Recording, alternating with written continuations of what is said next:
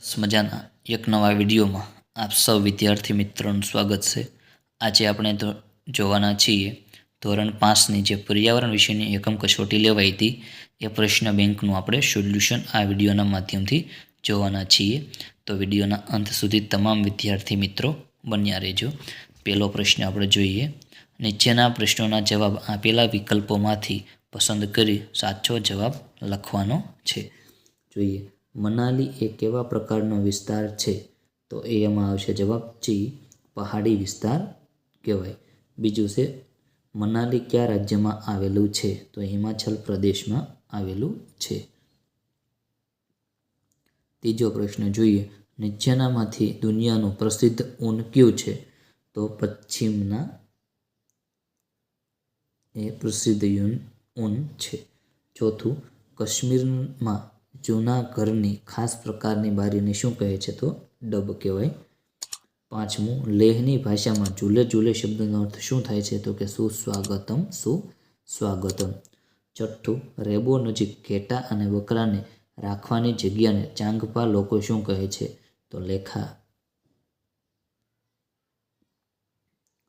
સાતમું જોઈએ, કાશ્મીરની દરેક ગલીમાં બેકરી હોય છે।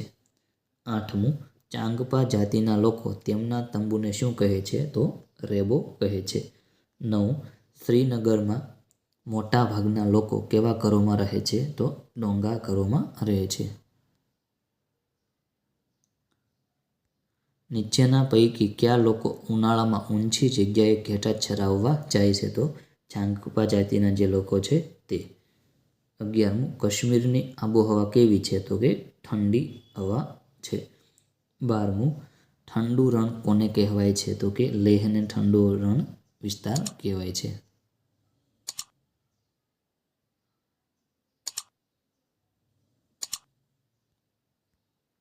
ભૂમિકા કયા સરોવરમાં શિકારાનો આનંદ માણે છે? તો દાલ સરોવર।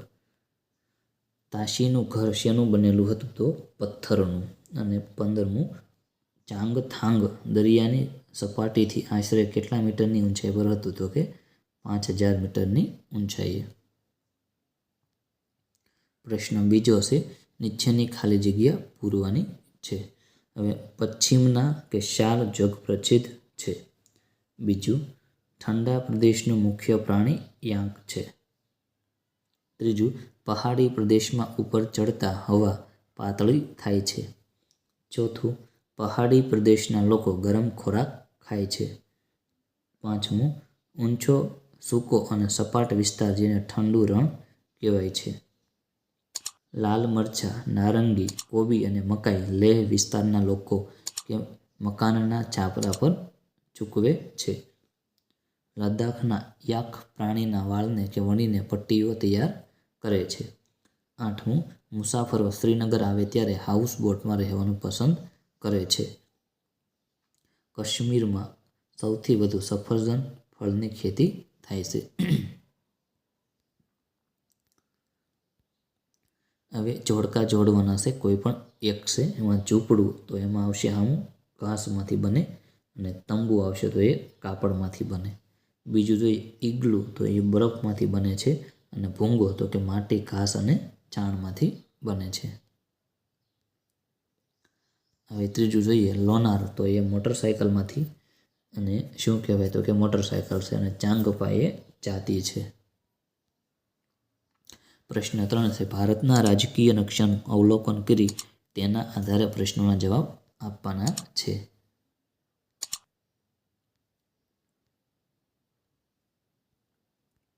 જોઈએ, પહેલું, ભારતની ઉત્તર દિશામાં આવેલા કોઈ પણ બે રાજ્યોના નામ, એમાં જમ્મુ કાશ્મીર અને હિમાચલ પ્રદેશ આપણે લખ્યું છે। પછી અરબ સાગર ભારતની કઈ દિશાએ આવેલું છે? તો એમાં આવશે પશ્ચિમ દિશાએ આવેલું છે। પછી ત્રીજો પ્રશ્ન જોઈએ, તો બંગાળની ખાડી પાસે કયા બે દેશ આવેલા છે? તો બાંગ્લાદેશ અને મ્યાનમાર।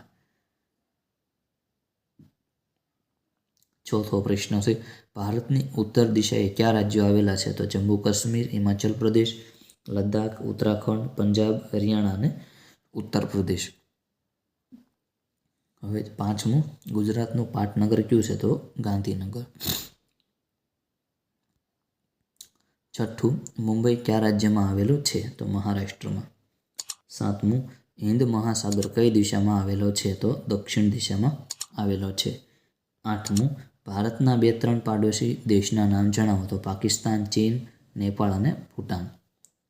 નવમું, ભારતના 2-3 કેન્દ્ર શાસિત પ્રદેશોના નામ જણાવો. તો દીવ, દમણ અને દાદરા નગર હવેલી. 10મું, ભારત દેશની રાજધાની કઈ છે? તો દિલ્હી છે. 11મું, શ્રીલંકા દેશની નજીક ભારતનું કયું રાજ્ય આવેલું છે? તો કે તમિલનાડુ આવેલું છે.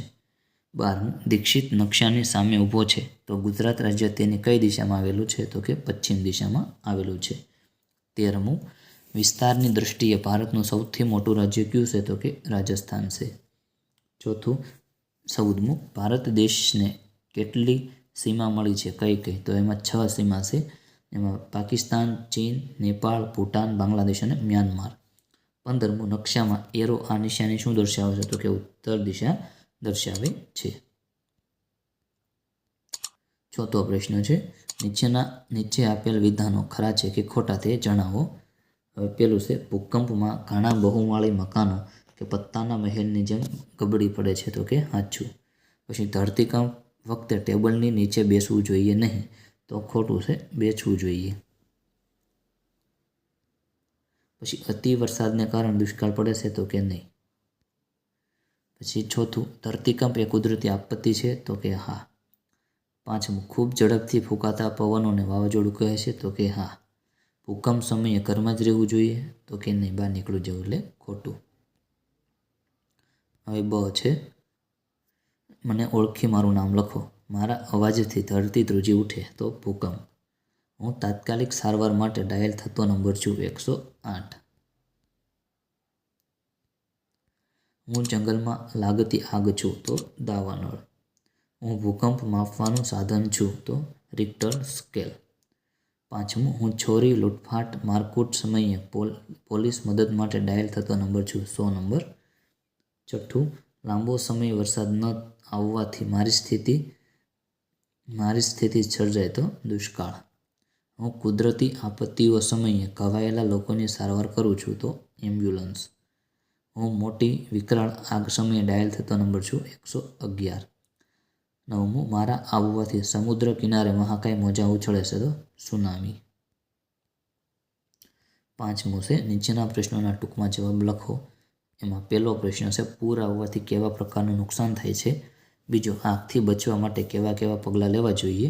અને ત્રીજો, દુષ્કાળ વખતે શેની તંગી ઊભી થાય છે તે કેવી રીતે નિવારી શકાય? એ આપણે આગળ લખેલા છે. 5મા પ્રશ્ન 2 જોઈ લઈએ. 5મો પ્રશ્ન છે, એમાં પહેલો પ્રશ્ન હતો કે પૂર આવવાથી કેવા પ્રકારનું નુકસાન થાય છે? તો એમાં જોઈએ તો પૂરના સમયે લોકોને ઘર, ખેતરમાં ઉગેલા પાક, રસ્તાઓ, રેલવે, વાહન વ્યવહાર વગેરે પાણીમાં ડૂબી જાય છે. લોકોના કાચા મકાન અને ઝૂંપડા પાણીમાં તણાઈ જાય છે. પીવાના પાણી અને ખોરાકની તંગી સર્જાય છે. ઘણા લોકોના કુટુંબીજનો, સગા સંબંધી, પાલતુ પ્રાણીઓ વગેરે પૂરમાં તણાઈ જાય છે અને મૃત્યુ પામે છે. બીજો પ્રશ્ન હતો કે આગથી બચવા માટે કેવા કેવા પગલાં લેવા જોઈએ? એમાં આપણે જોઈએ તો આગ લાગે તો તરત જ 101 પર ફોન કરો અને એને જાણ કરો. બીજું છે, આગના કિસ્સામાં સૌ પ્રથમ બિલ્ડિંગના ફાયર એલાર્મને વગાડવું. પછી ખૂબ જોરથી આગ બૂમો પાડીને લોકોને ચેતવણી આપો. ટૂંકા શબ્દોમાં ચેતવણી આપવાની. પછી આગ લાગે ત્યારે કે લિફ્ટનો ઉપયોગ કરશો નહીં, ફક્ત સીડીનો ઉપયોગ કરો. પછી ધુમાડાથી ઘેરાયેલા હોય ત્યારે તમારા નાક અને મોંને ભીના કપડાથી ઢાંકો. જો તમે ધુમાડાથી ભરેલા ઓરડામાં ફસાયેલા હો તો બહાર ન નીકળવાનો કોઈ રસ્તો નથી તો દરવાજો બંધ કરો અને ધુમાડો પ્રવેશતા અટકાવવો માટે ભીના ટુવાલ અથવા ચાદર વડે બધી તિરાડો અને છિદ્રોને સીલ કરો. ફાયર એલાર્મ, સ્મોક ડિટેક્ટર, પાણીનો સ્ત્રોત અને બિલ્ડિંગમાં લગાવેલ અગ્નિશામક ઉપકરણોને સમયે તપાસતા રહો. પછી જો તમારા કપડામાં આગ લાગે તો ભાગશો નહીં, તેનાથી આગ વધુ ભડકી જશે. જમીન પર સૂઈ જાઓ અને રોલ કરો કે આગને ધાબળો, કોટ અથવા ભારે કપડાથી ઢાંકીને તેને બુઝાવો. ત્રીજો પ્રશ્ન હતો કે દુષ્કાળ વખતે શેની તંગી ઊભી થાય છે, કેવી રીતે એ નિવારી શકાય? તો કે જોઈએ આપણે, દુષ્કાળ વખતે પાણી અને અનાજની તંગી ઊભી થાય છે. તેને નિવારવા નીચે પ્રમાણેના પગલાં ભરવા જોઈએ. કે દર વર્ષે વધુમાં વધુ વૃક્ષો વાવવા અને ઉછેરવા જોઈએ. વરસાદના પાણીનો સંગ્રહ કરવા માટે ખેત તલાવડીઓ તૈયાર કરવી જોઈએ. હવામાં ભેજનું પ્રમાણ જાળવવા, વાતાવરણને પ્રદૂષિત થતું અટકાવવું જોઈએ. ગામ પાસેથી વહેતા નાળા, ખાડીની નાની નદીઓ કે કેટલાક ભાગો વચ્ચે કે આડબંધો બાંધીને પાણીનો સંગ્રહ કરવો જોઈએ. સિંચાઈ અને પીવા માટે પાણી મેળવવા કે કૂવા ઊંડા કરાવવા અથવા રિચાર્જ કરાવવા જોઈએ. પછી બંધ સાથે જોડાયેલી નહેરોનો વિસ્તાર વધારવો જોઈએ. ભૂગર્ભ જળનો જથ્થો વધારી શકાય તે માટે ચોમાસાનું પાણી જમીનમાં ઉતારવાનો પ્રયત્ન કરવો જોઈએ. અને વરસાદના પાણીનો કે વધારે સંગ્રહ કરવા માટે તળાવો ઊંડા કરાવવા જોઈએ. બીજો પ્રશ્ન હતો કે નીચે આપેલા આપત્તિઓ પૈકી કોઈ એક વિશે માગ્યા મુજબ જવાબ લખો. હવે ભૂકંપ આવે તો બચાવ માટેના કાર્યો, તો એમાં ઘર છોડી ખુલ્લા મેદાનમાં જતું રહેવું જોઈએ. પછી તો કે ઘરની બહાર ન જઈ શકો તો મજબૂત વસ્તુ જેવી કે ટેબલની નીચે જતા રહેવું અને જોરથી ટેબલને પકડી રાખવું. ધ્રુજારી બંધ થાય ત્યાં સુધી રાહ જોવી. અને આગળ, જો વર્ગખંડમાં હો તો પાટલી નીચે બેસી જવું જોઈએ. હવે એની પછી બાદમાં શું પગલાં લેવામાં આવે, તો કે અસરગ્રસ્ત લોકોને ખોરાક, દવા, કપડાં જેવી જીવન જરૂરિયાતની વસ્તુઓ પહોંચાડવી. પછી જે લોકોના ઘર તૂટી ગયા હોય તેમને રહેવા માટેની વ્યવસ્થા કરી આપવી. પછી બચાવ અને રાહત કામગીરીની મદદ કરવી જોઈએ. હવે વાવાઝોડું આવે તો બચાવ માટેના કાર્યો શું છે, તો કે વાવાઝોડાના સંભવિત વિસ્તારની વિગતો ચોકસાઈથી જાણી લો. તંત્રની સૂચના મુજબ સ્થળાંતરિત થઈ જાઓ. પછી દરિયાની નજીક નીચાણવાળા ક્ષેત્રોમાં હો તો ત્યાંથી દૂર ઊંચાણવાળા વિસ્તારોમાં જતા રહો. હવે ખાવાની વસ્તુઓ, ટોર્ચ, પીવાનું પાણી, કપડાં, રેડિયો, જરૂરી વસ્તુ જે છે દવાઓ, એ બધી તૈયાર કરી લેવાની. અને વીજળી અને ગેસના જોડાણો બંધ કરી દેવાના અને ચોક્કસ જાણકારી માટે રેડિયો સાંભળતું રહેવાનું. હવે વાવાઝોડું આવી ગયું છે તો એના બાદમાં શું આપણે કરી શકીએ, તો હવામાન સાફ થઈ જાય, પવન બંધ હોય તો પણ બહાર ન જશો. અચાનક પવન અને વરસાદ આવી શકે છે. પછી લટકતા ખુલ્લા વાયરોથી દૂર રહેવાનું. પછી કુતૂહલવશ એકત્ર થઈ કે રાહત અને બચાવ કાર્યમાં અવરોધ ના કરો. પછી તંત્ર દ્વારા કે સૂચના મળ્યા બાદ જ પરત ઘરે જવું જોઈએ. રાહત અને બચાવની કામગીરીમાં મદદરૂપ બનો. પછી મદદ માંગવા સિવાયના ફોન ન કરવા. બિનજરૂરી ફોન કરવાથી નેટવર્ક ઠપ થતાં રાહત અને બચાવ કામગીરીમાં વિક્ષેપ પડે છે. હવે સુનામી આવે તો બચાવ માટેના કાર્યો શું છે, તો સમુદ્ર કિનારાથી દૂર ખસી જવું. રેડિયો પર આવતી સૂચનાઓ મુજબ વર્તો. પછી સમુદ્રના મોજા અસાધારણ ઉછળે, વિચિત્ર અવાજો આવે તો આ પૂર્વે કે ચેતવણીના સંકેતો છે, તો તરત જ કિનારાથી દૂર જતા રહેવું જોઈએ. કિંમતી સામાન અને ખોરાક, પીવાનું પાણી, દવાઓ, ટોર્ચ વગેરે જરૂરી ચીજો સાથે રાખવાની.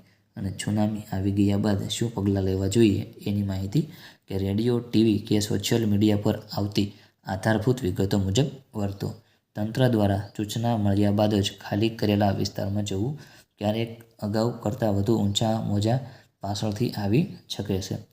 પોતાના મકાનમાં સલામતીની ખાતરી ન થાય તો પ્રવેશ ના કરો. અને પાણી, ગેસ, વીજળીના જે જોડાણો આવેલા છે એની ભંગાણ થયું હોય તો કે તંત્રને જાણ કરી દેવાની. અહીં આપણે ધોરણ 5ની જે એકમ કસોટી જે છે પર્યાવરણ, એનું સોલ્યુશન જોયું. વિડીયો અહીંયા પૂર્ણ કરીએ છીએ. ફરી પાછા નેક્સ્ટ વિડીયોમાં મળીશું.